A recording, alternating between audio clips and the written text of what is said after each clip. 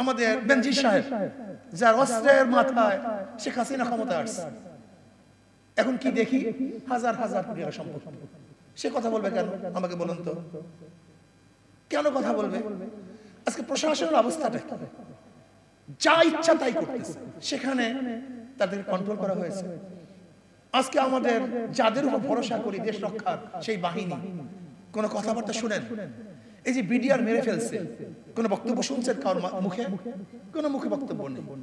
মিয়ানমারের বারবার বিমান আমাদের দেশে অতিক্রম করছে, কোন বক্তব্য শুনছেন? কোন বক্তব্য নেই। আজকে সেই আর্মি যারা আমাদের দেশকে রক্ষা করবে, আমাদের বাংলাদেশের উপর থেকে বিমান চলে, টাকা নাই কে? ভারত। কোন বক্তব্য শুনছেন? কোন বক্তব্য নেই। এর কারণটা কি? আজকে শিক্ষকদের অবস্থাটাকে দেখেন। শরীফের মধ্যে এক কমিশন গঠন করছে কোন ভুল আছে কিনা রিপোর্ট পেশ করার জন্য।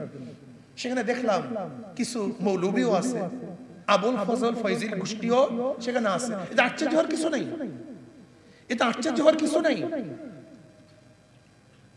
কেন? হুদুদ পাখির ঘটনা কোরআনের মধ্যে আছে। হুদুদকে প্রশ্ন করা হয়েছে, তুমি 50 হাত মাটির নিচে পানি দেখতে পারো, কিন্তু তোমার উপরে যে ফান পাতা হয়, তুমি যে ফাঁদের মধ্যে আটকিয়ে যাও, মারা যাও, সেই ফান তুমি দেখো না কেন? প্রশ্নটা বুঝেন নাই?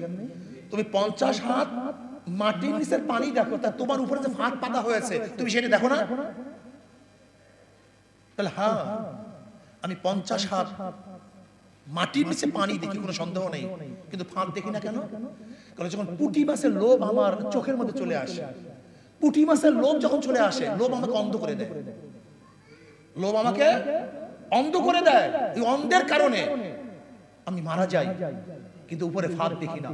কিন্তু যখন লোভ থাকে না, তখন 50 হাত নিচের পানিও দেখতে পারি।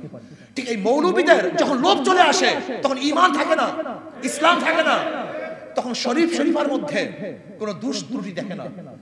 কিন্তু যখন অর্থের লোভ, ক্ষমতার লোভ চলে যায়, তখন সমস্ত মানুষ দেখে এর মধ্যে কি দেওয়া হয়েছে, এসে ধ্বংসের আর কিছুই নেই। দেখেন, যেখানে আমাদের দাবি ছিল যে বাংলাদেশের প্রত্যেকটা শিক্ষা প্রতিষ্ঠানে একজন ধর্মীয় শিক্ষককে নিয়োগ দেওয়ার, সেখানে তো একজন ধর্মীয় শিক্ষক নিয়োগ দেয় নাই, বরং 5166 জন 5166 জন গানের শিক্ষক নিয়োগ দেওয়ার প্রক্রিয়া চলতেছে। 5166 জন গানের ওস্তাদ, গানের শিক্ষক নিয়োগ দেওয়া হচ্ছে প্রাইমারি। আপনি বুঝছেন বাংলাদেশটা কোথায় যাচ্ছে, কিভাবে চলছে? দেখেন, একটা জাতিকে নষ্ট করার জন্য দুইটা জিনিসের প্রয়োজন, শিক্ষা এবং সংস্কৃতি।